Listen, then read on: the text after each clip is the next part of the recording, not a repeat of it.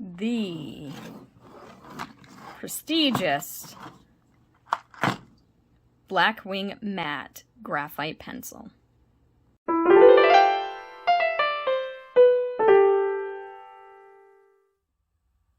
Hi, Shannon Rowe Jackson here from Caution Artists at Play, and today I am going to be trying out the Blackwing Matte.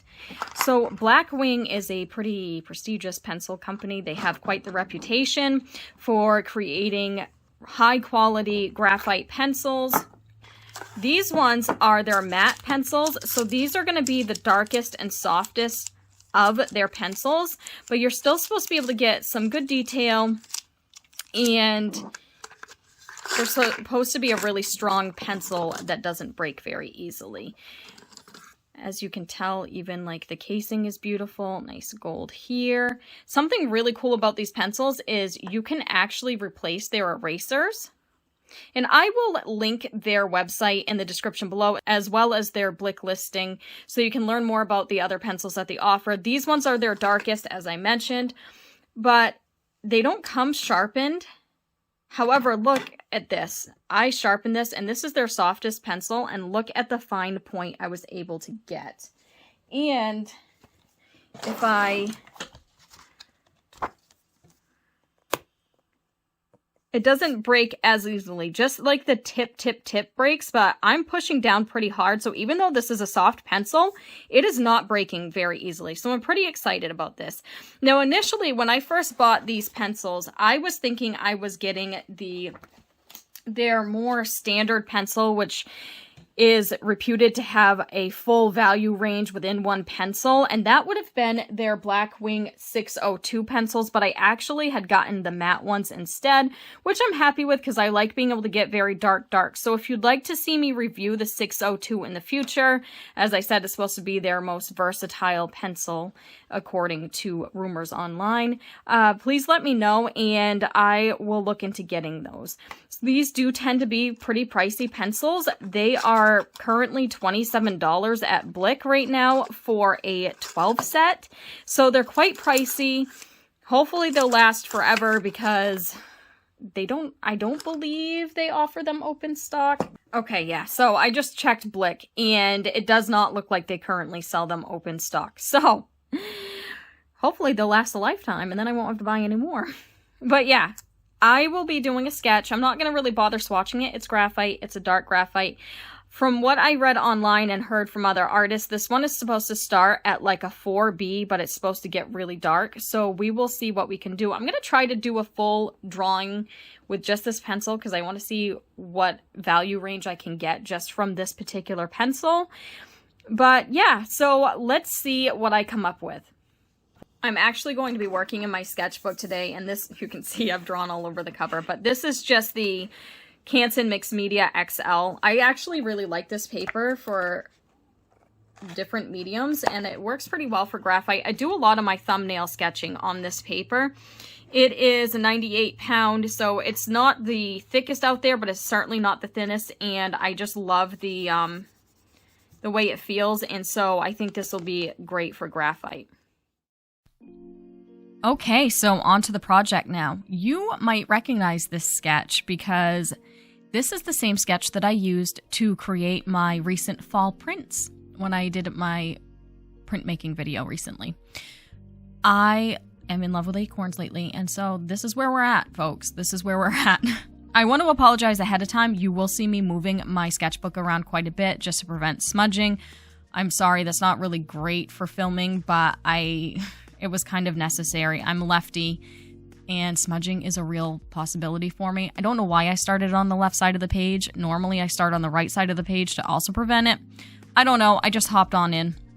And also, I couldn't find my reference photo for this. I can't find my original photo. So a lot of this was from imagination and memory, and a couple of other photos that I had that were similar, but I probably didn't get my values right, but I did the best I could.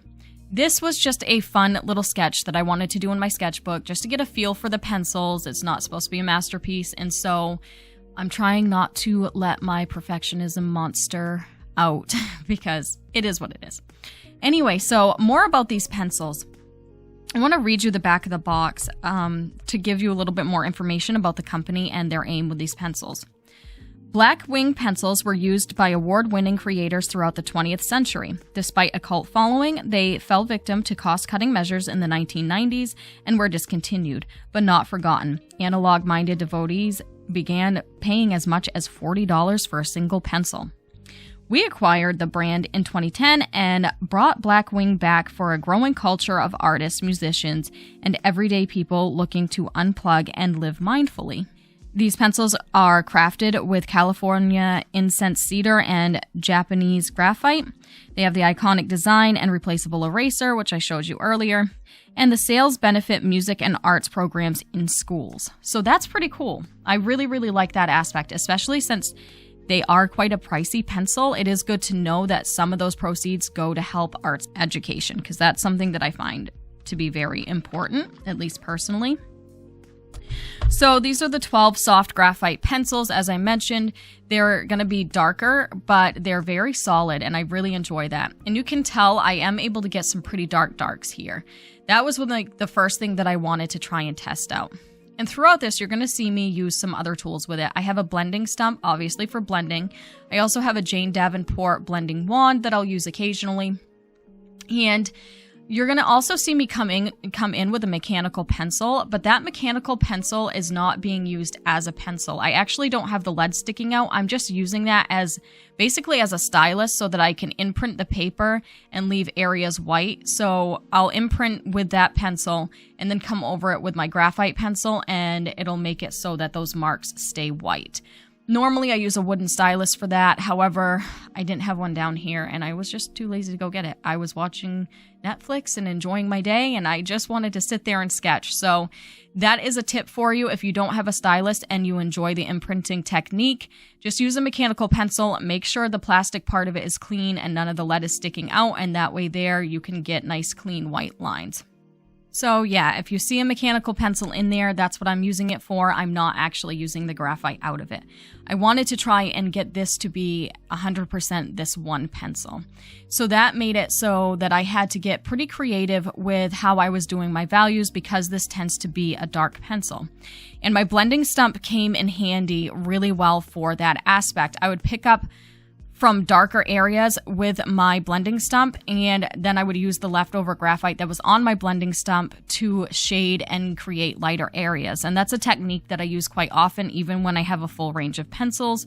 But that's a tip for you. You can use your blending stump to draw. I rarely actually clean my blending stumps off because I like to use up all the graphite that's on them. And that's how I clean them. I use up all the graphite that's on them, and then they're pretty much cleaned off after that anyways, and then I can use it to blend other areas. So yeah, the blending stump came in handy because it was pointy enough and I could get more details, and that's how I did the lighter leaves. And later on, you'll see the main leaf is going to be quite light because I wanted the main focus to be on the acorn itself. And so I use the blending stump quite a bit just to do that leaf, but it is all from the graphite that was coming from this pencil. I had used a brand new blending stump for this so that any of the graphite that was going on was from this pencil. That really came in handy. So if you are somebody who only has like a dark pencil laying around, I mean, normally it's the opposite. Normally we only have lighter pencils laying around because, you know, the darker pencils tend to be more artist grade. But anyway, if for some reason all you can find is your 6B or your 8B pencil and you really want to draw and you want to be able to get a full value range, then that's a technique that you can do that with.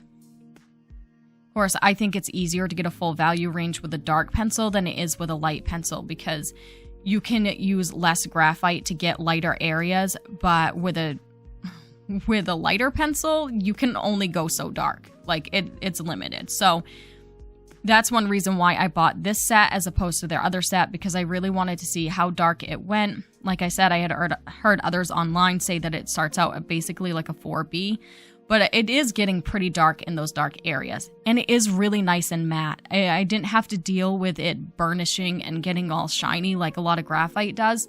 It was definitely really matte. I do think maybe I would have benefited better from using a different paper.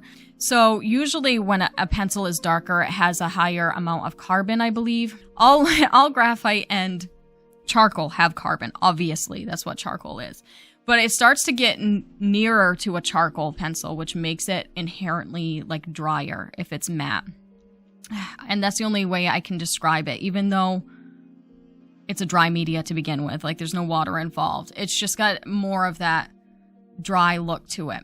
And so with this paper, that look didn't come out as well as it would have on a different paper. This is just a regular sketchbook though, so I didn't expect to have too much out of it anyways, but I usually like to use the Strathmore 400 series mixed media paper. That's my favorite for graphite. And it's a little bit smoother than this paper, but it can still take just as many layers, and I'm not fighting any of the tooth. And that was like the issue here. It definitely made it a little bit scratchier. But part of that too, like this looks a lot better in person than it does even on camera or as a scan, because it's kind of